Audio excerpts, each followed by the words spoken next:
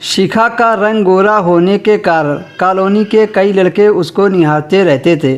कभी कभी तो उसे बहुत बुरा लगता था, पर वह क्या करती, इस बड़े शहर में यह सब सहना पड़ता था।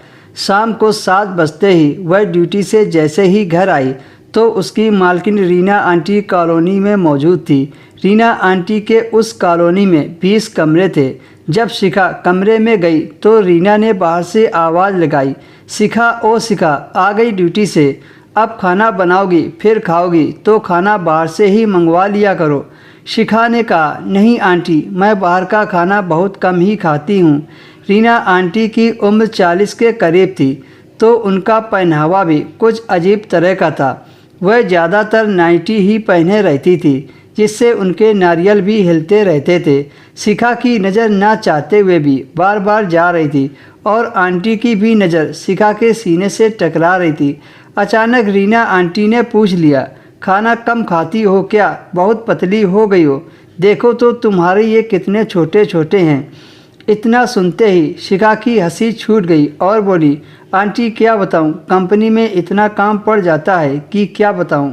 खाना पीना शरीर में लगता ही नहीं है, तो कोई रूममेट रख लो, ताकि दोनों रहोगे तो टाइम पास होता रहेगा।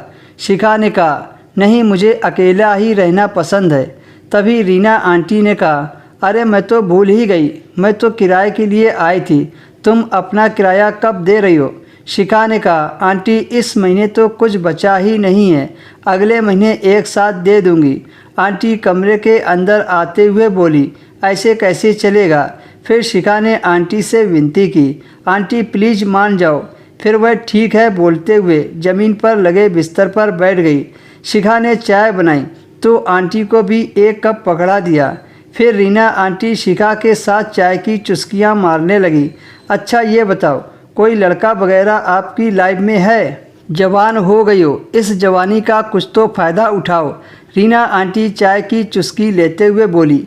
वो एकटक शिखा को देखे जा रही थी। शिखा को इस तरह से देखना अच्छा नहीं लगा। अच्छा सुनो शिखा, आज शाम में खाना मत बनाना, मेरे यहाँ ऊपर आकर खा लेना। रीना आंटी चाय का खाली कप रखते हुए बोली।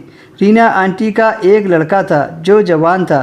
रीना आंटी चाहती थी कि शिखा मेरे बेटे के साथ कुछ पल बिताए। उस रात जब शिखा रीना के कमरे में गई तो अंदर घुसते समय उसके बेटे से टकरा गई, तो उसके बेटे ने शिखा को बाहों में भर लिया और फिर